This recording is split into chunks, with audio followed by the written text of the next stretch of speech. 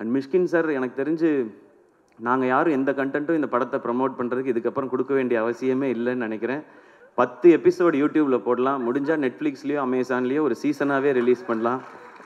மிஷ்கின் சாரும் கொட்டுக்காளி ஆடியோ லான்ச்சுன்ற பேரில் எனக்கு தெரிஞ்சு அது கொட்டுக்காளியை விட அதிக ஓடிடி ரைட்ஸ் போகிறதுக்கு வாய்ப்பு நிறையா இருக்குது. அப்போ சொன்னால் யாருமே மியூசிக் இல்லை சார். எனக்கு பயங்கர கோவம் வந்துருச்சு. பெரிய மயிர் மாதிரி பேசுகிறான். நான் முறைச்சேன். பெரிய மயிர் மாதிரி என்கிட்ட வந்து நான் யாரா மியூசிக்னு கேட்குறேன். அவன் சொல்கிறான் யாருமே இல்லை சார் அப்படின்றான். அப்படிலாம் எடுத்துடாதீங்கடா. இந்த படத்தை பார்க்கும்போது தான் தெரிஞ்சுது என்னை வினோத் செருப்பு கழட்டி அடிச்சிருக்காங்க.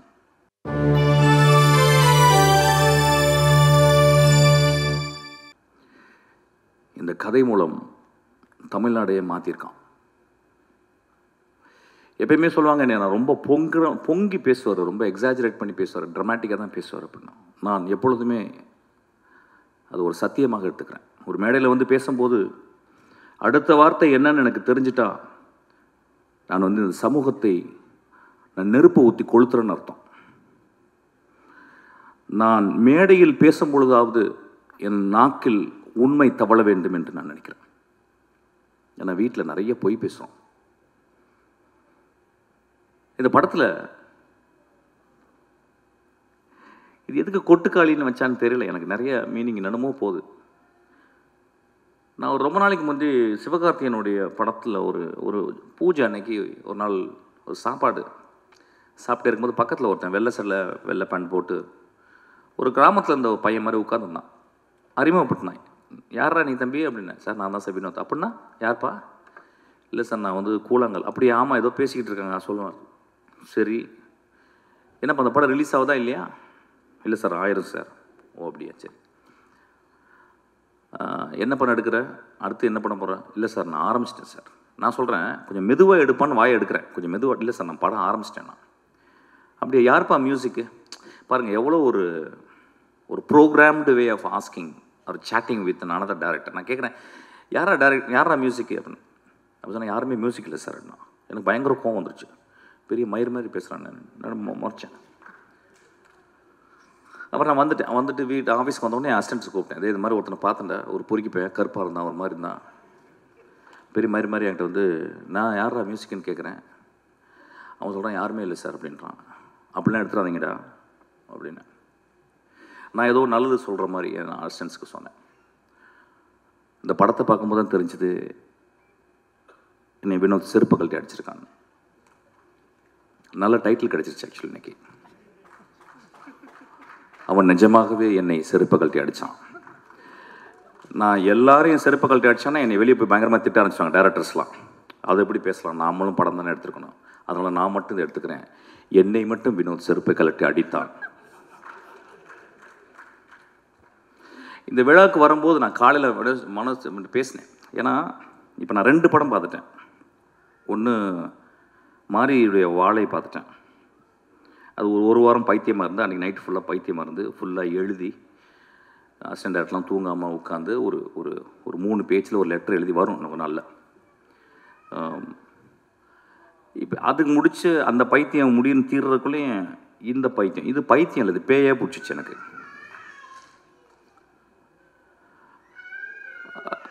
அப்போ வந்து இந்த படத்தில் வந்து அவன் ஏன் மியூசிக் டைரக்ஷன் பண்ணலை அப்படிங்கும்போது அதுக்கு ஒரு பெரிய அது வந்து ஒரு குருட்டாம்போக்கில் எடுக்கப்பட்ட ஒரு முடிவல்ல. The decision came out of his vision of cinema. அவன் எப்படி சினிமாவை ட்ரூத்ஃபுல்லாக பார்க்குறான் அப்படின்றதுக்கு ஒரு காரணம். ஏதோ ஒரு வகையில் நம்ம என்ன பண்ணுறோம், ஒரு மியூசிக் மூலியமாக நம்ம சட்டையை அயன் பண்ணிடுறோம், நம்ம திரைப்படங்களை நம்ம அயன் பண்ணிடுறோம். அவன் என் சட்டை என் திரைப்படம் சுருக்கமாகவே இருக்கணும் அப்படின்றான். என் பாட்டியினுடைய அந்த இடுப்பை சுற்றி இப்படி உள்ள சுருகுவா பார்த்தீங்களா, அது வெளியே எடுத்தால் எவ்வளோ சுருக்கம் இருக்கும் அந்த முந்தானையில், அந்த அளவுக்கு சுருக்கத்தை அவன் பார்க்குறான், அவ்வளோ ட்ரூத்தை பார்க்குறான். இந்த படத்தை பற்றி நான் வந்து ஒரு 4 நாள் கண்டினியூஸாக என்னால் பேச முடியும். ஏன்னா படத்தை பார்த்துட்டு வெளியே வந்தோடனே நைட்டு நான் என்ன பண்ணுறதுன்னு எனக்கு தெரியல. வழக்கம் போல் சொன்ன மாதிரி நல்லா இருக்குப்பா, சூப்பர்ப்பா, நல்ல ட்ரை பண்ணியிருக்கேன். இப்போ நிறைய பேர் சினிமா பாட்டு வந்தோன்னா உஷாராக பேசுகிறது எப்படின்னு கேட்டால் வித்தியாசமாக முயற்சி செஞ்சுருக்கேன்னு. அது கெட்ட வார்த்தை சொல்லி தான் சொல்லணும், பட் அவன் சொல்ல முடியாது, போர் அடிக்குது எனக்கு ஆக்சுவலாக. அந்த மாதிரி எதாவது பேசிட்டு போயிடுறது. இல்லைன்னா நல்ல ஃப்யூச்சர் இருக்குப்பா அப்படின்றது. அப்புறம் ரொம்ப மோசமாக ஒரு தடவை பார்க்கலாம் அப்படின்றது. நண்பர்களே, இங்கே வரும்போது யோசிச்சேன், நான் என்ன பேசணும், இந்த படத்தை நான் வந்து எப்படி மக்கள்கிட்ட கொண்டு போய் சேர்க்கணும். ஏன்னா என் லைஃப்பில் இது வந்து ஒரு பெரிய பொறுப்பாக நான் பார்க்குறேன். என் மகள் பிறக்கும்போது என் மனைவியின் கையில் என் மகளை பார்த்துட்டு நான் எவ்வளோ சந்தோஷப்பட்டனோ அதே மாதிரி இந்த படத்தை பார்த்த பிறகு சந்தோஷப்பட்டேன்.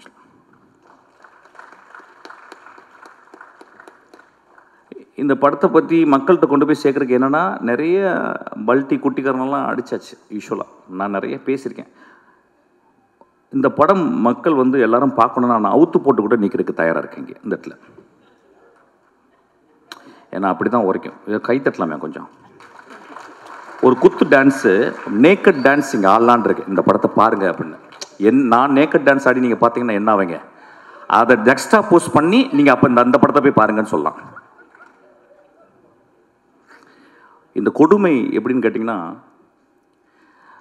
இந்த தமிழ் சமூகத்தில் வந்து அது இந்திய சமூகத்தில் வந்து ஒரு நல்ல படத்தை பார்க்குறக்கு, நல்ல படம்னா எப்படின்னா ரொம்ப ஃபிலாசபிக்கலான கொஸ்டின் அது. ஆமாம், நான் 2 நிமிஷம்லாம் பேசலாமா? ரொம்ப நேரம் தான் பேசுகிறேன். பேசுது இடக்கு முடக்க அதை பேசினா பிரச்சனை ஆயிரும் உனக்கு. ஓகே, நல்ல படம் அப்படின்னாவே இவன் நம்ம நண்பர்கள், நம்ம ரசிகர்கள், நம்ம ரொம்ப நேசத்துக்குரிய நம்மளுடைய ரசிகர்கள் என்ன சொல்லிடுறாங்க வந்து, ஓகே புரிஞ்சிடுச்சு, அதாவது வந்து பாலாஜி சக்திவேலு, மிஷ்கின், ராமு, வெற்றிமாறன் இவங்களாம் நல்ல படம் சொல்லிட்டா கொஞ்சம் பார்த்தே போவோம் அப்படின்ற மாதிரி கொஞ்சம் யோசிச்சு போவோம். ஏன்னா சினிமா பார்க்க வர்றதே அவுத்து போட்டு ஆடுறதை பார்க்குறதுக்கு தான். சினிமாவுக்கு நிறைய பேருக்கு ஆடுறது, அதாவது இன்னும் என்கிட்ட பேசுகிறாங்க, அந்த சார் அந்த குத்துப்பாட்டு ஒன்று போட்டிங்களே சார், அது மாதிரி இன்னொன்று போடுங்க சார். நான் என்ன போட தான் செய்ய முடியும் ஆக்சுவலாக. நண்பர்களே, ஒரு மார்க்கெட்டுக்கு போகிறோம், ஒரு குழந்தையை கூட்டிகிட்டு, ஒரு பெண் குழந்தையை கூட்டிகிட்டு ஒரு கத்திரிக்காய் எடுக்கிறோம். எங்கள் அம்மா சின்ன வயசில் எனக்கு கத்திரிக்காவை எப்படி வாங்குவது அப்படின்னு சொல்லி கொடுத்துருக்காங்க. ஒரு சவுச்சவை எப்படி பார்த்து வாங்கணும்னு சொல்லி கொடுத்துருக்காங்க. ஒரு பழத்தை வந்து தட்டி பார்த்து, அந்த பழம் தட்டி பார்த்து பழுத்திருக்கான்னு பார்த்து வாங்க சொல்லியிருக்காங்க. ஆனால் நம்ம சமூகத்தில் ஒரு கலைப்படைப்பை மட்டும் வெகுஜன சினிமாவாகவே மட்டுமே பார்க்க பழகிருச்சு. இன்னைக்கு 16 வயதில் எடுத்தால் ஓடுமானே டவுட் வந்துருச்சு. என் ஆதங்கத்தை இங்கே கொட்டி தீர்க்கவில்லை. இந்த படத்தை நான் மக்கள்கிட்ட கொண்டு போய் எப்படி சேர்க்கறதுன்னு யோசிச்சுக்கிட்டே இருக்கேன். இப்போ நகரத்தில் இருக்கவங்க எல்லாருமே நினச்சிக்கிறாங்க நம்ம எல்லாமே சிட்டி பேஸ்டு. அதை சொல்கிறாங்க, இது கிராமத்து கதை. ஐயா, இது என் தாயின் கருவறை ஐயா. இந்த படம் என் மகளின் யோனி ஐயா. இந்த படம் வாழசக்தி சொன்னா, இந்த மாதிரி படமே பார்த்ததில்லைன்னு. இந்த மாதிரி படத்தை பார்க்கவே போகிறது இல்லையா? இந்த மாதிரி படத்தை நான் பார்க்கவே போகிறதில்ல. இந்த படத்துக்கு முன்னாடி என் படைப்புகள், என்னுடைய சினிமா அப்படின்றத நான் கீழே குனிஞ்சு அவன் காலை முத்தமிடுவேன். அந்த அளவுக்கு அந்த படத்தை பண்ணியிருக்கான். உங்களுக்கு ப்ரூவ் பண்ணணும்னா வினோத்தை கூட்டிங்க நின்று அவன் காலை முத்தமிடுறேன். நான் இளையராஜா காலை முத்தமிட்டிருக்கேன்.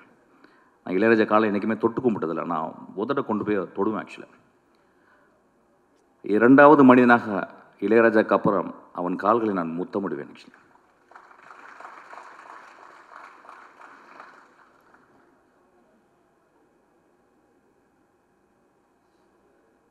ஒரு படத்தை பார்க்கும்போது அடுத்த சீன் என்ன, அடுத்த சீன் என்ன, அடுத்த சீன் என்ன, அடுத்த சீன் என்னன்னு சொல்லிட்டு நாங்கள்லாம் எழுதுவோம்.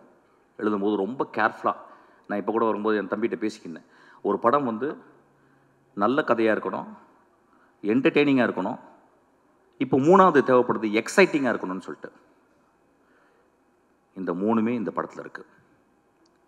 என்ன ஒன்று, நீங்கள் பார்க்குறது உங்கள் பார்வையை வேறு மாதிரி வச்சு பார்க்கணும். எனக்கு தெரிஞ்சு இந்த ரீசெண்ட் டேஸில் இந்த கதைகளில் நான் வந்து இப்போ 2 கதைகள் வந்து நான் இந்த 10 வருடத்தில் திரைக்கதையில் படித்தது எக்ஸ்ட்ரானரி ஸ்டோரிஸ்னு சொல்லுவேன். ஒன்று 3 பில்பர்ட்ஸு, இன்னொன்று கெட் அவுட், ஜோர்டன் பீல்டு. அதுக்கப்புறம் இந்த கதையை சொல்லுவேன். ஏன்னா அது 3மே எப்படின்னா, ஒன்று வந்து பிளாக் ஹாரர். இன்னும் வந்து ஒரு பெண்ணினுடைய தவிப்பு, தன் மகளை பறி கொடுத்துட்டு ஒரு பெண்ணினுடைய தவிப்பு. இந்த படத்தில் ஒரு குடும்பம் ஒரு பெண்ணை வச்சுக்கிட்டு தவிக்கிறாங்க. அவ்வளவு சிறந்த மனிதர்கள் அந்த குடும்பத்தில் இருக்கவங்க. அந்த குடும்பம் பார்க்கும்போது, படம் பார்க்கும்போது அவங்க கெட்டவங்க மாதிரி தெரியும். எனக்கு ரொம்ப அந்த பெண்ணை விட அந்த குடும்பம் ரொம்ப நல்லதாக தெரிஞ்சுது. வினோத் இந்த கேரக்டருக்கு வந்து வேற யாராவது பண்ணியிருந்தா நல்லா இருக்காதோ, நடிச்சிருவாங்களோங்கிறதுக்காக தன்னுடைய அக்காவையும் தன்னுடைய பெரியம்மா பொண்ணு தங்கச்சிகளாம் நடிக்க வச்சிருக்கான். இந்த படத்தில் வந்து 2 காட்சிகள் நான் சொல்லுவேன். பாலாஜி பாதி கதை சொல்லிட்டேன். ஆக்சுவலாக நான் சொல்ல மாட்டேன். உன்னை அதுக்கு அடிக்கணும். டே பாலாஜி, பாதி கதையை சொல்லிட்டேன். நீ ஆக்சுவலி நான் சொல்ல மாட்டேன். இந்த படத்தில் வந்து ஒரு சேவல் நடிச்சிருக்கு. அதான் முதல்ல பார்த்துருப்பீங்க. சேவல் நடிச்சிருக்குன்னு சொல்கிறத விட அந்த சேவலை அவன் வந்து கேப்சர் பண்ணியிருக்கான். முதல் ஷாட்டாக நீங்கள் போட்டிருக்கான், நீங்கள் பார்க்கணும். ஆக்சுவலாக இந்த படம் சினிமாவை எப்படி பார்ப்பது, நாம் என்ன சினிமா பார்த்துக்கிட்டு இருக்கோம், அதாவது மொமெண்ட்ஸ்ன்னு சொல்லுவாங்க. சினிமாவில் வந்து மொமெண்ட்ஸ்ன்னு சொல்லுவாங்க. எனக்கு தெரிஞ்சு நான் 27 வருடத்தில் 2 மொமெண்ட் தான் நான் கிரியேட் பண்ணியிருக்கேன். ஒரு மொமெண்ட் வந்து வெட்டி போட்டவன் இடத்துல வந்து ஒரு கிழவி வந்து பூ போடுறான். 2வது மொமெண்ட் வந்து தன் மகள் இறந்து போன பிறகு அப்பாவினுடைய சிகரெட்டை வந்து குடிக்கக்கூடாதுன்னு கஷ்டப்படுறான். இந்த 2 மொமெண்ட்டு 27 வருஷத்தில். இந்த படத்தில் 60 சீனுமே 60 மொமெண்ட்டாக பண்ணியிருக்கான். இந்த படத்தில் வந்து இயற்கையை அவன் யூஸ் பண்ணது, மனிதர்களுக்கு முன்னால் இயற்கையை அவன் யூஸ் பண்ணது. ஒருவேளை நான் பேசுறது போர் அடித்தாலும் அடிக்கலாம், பட் பரவாயில்ல, ஏதாவது பேசுகிறேன். ஏன்னா கொஞ்ச நேரம் பேசுறதுக்கு கேட்குறதுக்கு போயிடுச்சு. மச்சான் நெக்ஸ்ட் சீன் என்னன்னு போயிடுது. ஆக்சுவலாக நண்பர்களே,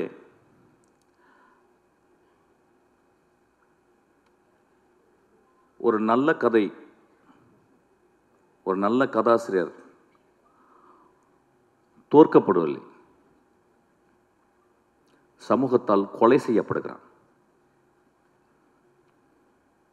ஒரு நல்ல கதையும் ஒரு நல்ல கதாசிரியரும் அவ்வளவு பேரன்போட ஒரு சமூகத்துக்கு இந்த கதையை எழுதுனா பீச்சில் ஒரு பங்களா,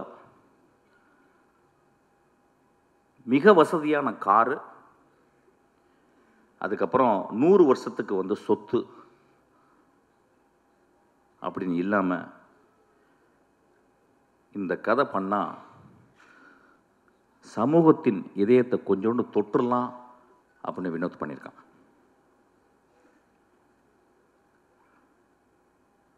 இந்த படத்தை வந்து பத்திரிக்கைக்காரங்க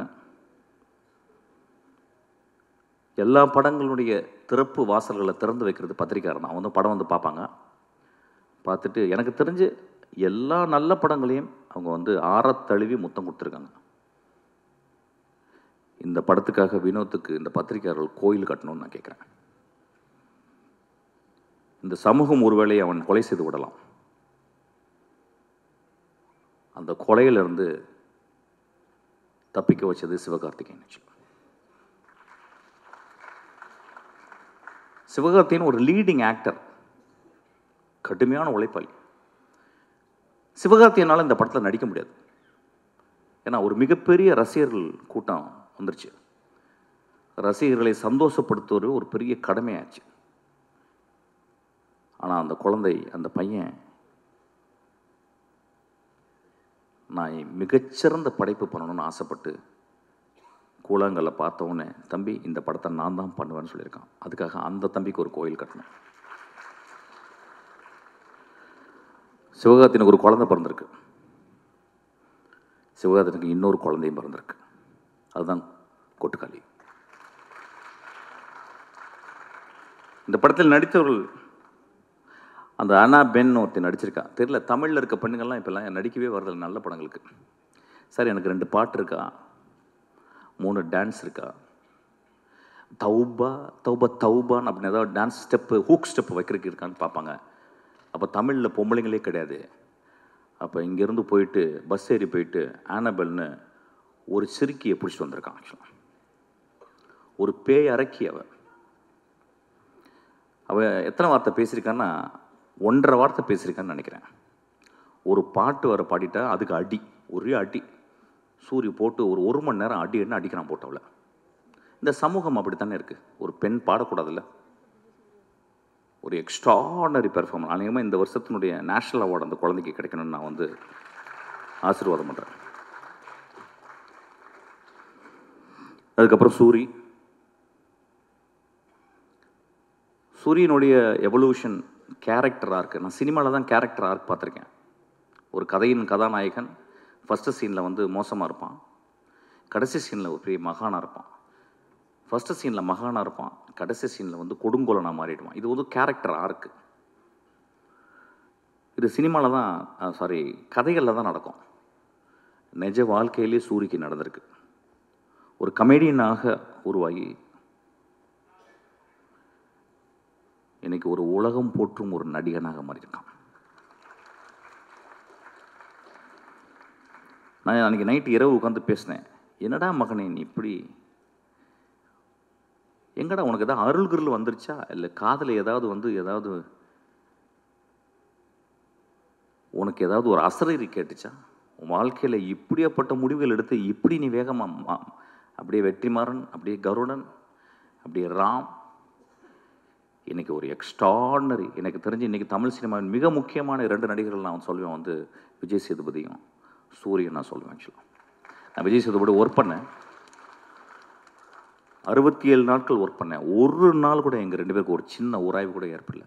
அந்த குழந்தை அவ்வளவு கண்ணியமாக, அவ்வளவு மேன்மையாக நேசித்து ஒரு கேரக்டர் நடிச்சிருக்காங்க இந்த படத்தில். சூரிய அதே மாதிரி தான். எனக்கு தெரிஞ்சு இந்த படத்தில் சூரிய தவிர வேற யாராவது நினச்சி கூட பார்க்க முடியாது. சூரிய ஒரு இடத்துல மூத்திரம் நடிச்சிருக்கான், நடிக்கவே முடியாது. அந்த மாதிரி வாழ்ந்திருக்கான். அதுக்கு வினோத் அந்த கேமராவை பக்கத்தில் எட்டு போகிறான். அப்படியே அவன் மூத்திரம் அடிக்கிறதுக்கு போய் பக்கத்தில் போயிட்டு நான் பயந்துட்டேன், கீழே கேமரா டில் டவுன் பண்ணிட போகிறான்னு பார்க்க ஆசையை வருது, டில் டவுன் பண்ணி பார்க்கலாம் அப்படின்னு சொல்லிட்டு. ஆனால் அப்படியே மேலேயே வச்சு அதுக்கப்புறம் சூரிய திரும்பி பார்க்குறான். மனிதர்களே என்ன பெர்ஃபார்மன்ஸு, என்ன எவ்வளவு நம்பிக்கை அந்த கேமரா மேலே. மொதல் சீனை வந்து அவன் கிட்டத்தட்ட ஒரு 4 நிமிஷம் கேமரா எட்டு போயிட்டு ஒரு அம்மா குளிச்சுட்டு அதை தலையில் தண்ணியை தொளிச்சிட்டு தன் மகள் இப்படி பண்ணிட்டாலே, மகள் இப்படி பண்ணிட்டேன்னு அவள் கோயிலுக்கு போகிறத வந்து ஒரு extreme long shot. I think இந்தியாவில் ஒரு லாங்கஸ்ட் ஷாட்டாக கூட இருக்குன்னு நினைக்கிறேன். அங்கே எடுக்கும் போதே அவன் அதோடைய கான்ஃபிடென்ட்டை சொல்கிறான். நான் என்ன மாதிரி படம் பண்ண போகிறேன், என்ன மாதிரி படத்தை நீங்கள் பார்க்க போகிறேங்கன்றது அவன் பிச் பண்ணுறான். இந்த படத்தை பற்றி இன்னொரு தருணத்தில் நிறைய பேசலாம். ஏன்னா இங்கே வந்து மொத்தமே 4 டேரக்டர்ஸ் தான் வந்திருக்கோம். நான் வந்து ரொம்ப நேரம் டைம் எடுத்துக்கூடாது, நான் நிறையா பேசுவேன், என்னால் பேச முடியும். So Soori has given an extraordinary. அதாவது இந்த படத்துக்கு அப்புறம் சூரியை நம்ம எப்படி பார்க்கலாம்னா, ஒரு இந்தியாவின் ஒரு மிகச்சிறந்த ஆக்டரை நம்ம பார்க்கலாம். அது ஏன் சொல்கிறேன்னா, அந்த அளவுக்கு அந்த கேரக்டர் அவன் மண்ணிலிருந்து அந்த வெறுங்காலிருந்து நான் பார்த்தேன். சூரிய செருப்பு போட்டுக்கான, செருப்பு போடாமல் அவன் அப்படியே அதுக்குள்ளே அதான் சொன்னாங்க. ஏதோ அந்த டீட்டெயில் வந்து கால் அதை வந்து சூரிய சொன்னதான் நல்லது, சூரிய சொன்னது தான் அது நல்லாயிருக்கும். ஆக்சுவலி எப்படி அதை நடித்தான் அந்த குரலுக்காக. நான் அந்த கழுத்தில் இது பண்ணிட்டு பார்க்கும்போது நான் ஒரு இடத்துல உத்து பார்த்தேன், இந்த இடத்துல கழுத்து நரம்பு வந்து புடைக்குது. ஸோ நடிக்கலை அந்த இடத்துல. He took so much of sincere and truthfulness to exhibit something extraordinary. கேள்விப்பட்டேன் வந்து கூழாங்கல் பார்த்த உடனே சூரி விரட்டி போயிருக்கான். ராம் என்கிட்ட சொன்னான். ஆனால் கிட்டத்தட்ட டெய்லி 2 தடவை ஃபோன் பண்ணி, ராமண்ணா கொஞ்சம் வினோட்ட சொல்லுங்கள், அடுத்த படம் எந்த படமாக இருந்தாலும் அதில் ஒரு சின்ன கேரக்டராக நடிக்கிறேன், அதுக்காக சூரிக்கு நம்மலாம் கிளாப் பண்ணுவோம். அதாவது ஒரு கலைஞன் இன்னொரு கலைஞனை தேடி ஒரு சீனாவும் நான் நடிக்கணும்னு சொன்னான் பாருங்க. அவன் ஒரு பெரிய மேதை தான். அவன் பெரிய மேதை தான் அவன். நண்பர்களே, இந்த படத்தை பற்றி நான் நிறைய சொல்ல முடியும். ஆனால் I am not very sure how far I can talk. ஒரு மிகப்பெரிய அனுபவம். இந்த படம் வந்து ஒவ்வொரு குடும்பமும் போய் பாருங்க. அதாவது மோசமான படங்களை சில படங்களை நம்ம பார்க்குறோம். மோசமான காட்சிகளை நம்ம குழந்தைகளை கொண்டு போய் காட்டுறோம். மோசமான படங்களை இந்த இளைஞர்கள் போய் பார்க்குறாங்க. அதெல்லாம் பார்க்கலாம், தப்பு கிடையாது. அது ஒரு ஆர்ட் போர்னோகிராஃபியும் ஒரு ஆர்ட் தான். அது யாரால எடுக்கப்படுறதுன்ற பொறுத்து. ஆனால் இந்த படம் இந்த தமிழ் சமுதாயத்தை, எனக்கு தெரிஞ்சு இதை விட ஒரு பொலிட்டிக்கலான படம் தமிழில் வந்திருக்கான்னு எனக்கு தெரியல. இதை விட ஒரு பொலிட்டிக்கலான படம் அந்த ஏரியா நான் பேச வேணான்னு யோசிக்கிறேன். ஏன்னா இங்கே பொலிட்டிக்கல் படம்ன்றது வேறு வேறு கருத்துக்களோடு உலாவுது. ஆனால் ரொம்ப அமைதியாக ஒரு பொலிட்டிக்கல் படத்தை, மோஸ்ட் பவர்ஃபுல் பொலிட்டிக்கல் ஃபிலிமை வினோத் அசால்ட்டாக எடுத்திருக்கான். நண்பர்களே, நான் மீண்டும் கேட்குறேன், இந்த படத்தை நீங்கள் எல்லாரும் பார்க்கணும். பத்திரிக்கையாளர் இந்த படத்தை பற்றி மேன்மையை எழுதணும். இந்த பத்திரிக்கையாளர்களுடைய மனசாட்சி நான் சொல்லுவேன். இந்த படத்தை நான் தேவராஜெல்லாம் நான் பார்த்தேன். 25 வருடம் நான் பார்க்குறேன் தேவராஜன். சினிமாக்காகவே வாழ்ந்து ஒரு கலைஞனாக, அதாவது ஒரு பத்திரிகையாளனாக இல்லாமல் ஒரு கலைஞனாகவே வாழ்ந்துருக்கேன். இப்போ நான் என் தம்பியை பார்த்தேன். அவன் எனக்கு குழந்தை வந்துருச்சேன்னா அப்படின்னு சொன்னான். உங்களுக்கெல்லாம் பெரிய தர்மம் இருக்குது இந்த படத்தை பற்றி. இந்த படத்தை பற்றி நான் என்ன சொல்கிறேன், நான் சேலஞ்ச் பண்ணுறேன். இந்த படத்தை பற்றி ஏதாவது ஒரு நெகட்டிவ் பேசுங்க. இந்த படத்தை கொண்டு போய் சேர்க்க வேண்டியது உங்கள் கடமை. ஐயா, இது உங்கள் தாய் மடி ஐயா. இந்த மடியை நீங்கள் தான் பத்திரமா பார்த்துக்கணும். நான் ரசிகர்கள், சினிமாவை நேசிக்கும் ரசிகர்கள், ஒவ்வொரு தடவையும் சினிமா ரசிகர்களால், அந்த தாயுள்ளம் கொண்ட ரசிகர்களால் கண்டுபிடிக்கப்பட்ட மகா ஆளுமைகள் தான் பாரதராஜா, மணிரத்னம், பாக்யராஜ், பாலச்சந்தர், பாலா, வெற்றிமாறன், ராம், பாலாஜி சக்திவேல். இவங்கெல்லாம் மகா உன்னதமான படைப்புகளை கொடுத்து மக்களுடைய அங்கீகாரம் பட்டு நீங்கள் தொட்டில் போட்டு தாளாட்டி இன்றைக்கி இவ்வளோ பெரிய ஆளாக இருக்கிறாங்க. அந்த மாதிரி தங்கத்தில் ஒரு தொட்டில் கட்ட வேண்டிய என் குழந்தை வினோத். கடைசி விவசாயி பார்த்துட்டு நான் அவ்வளவு கஷ்டப்பட்டேன்.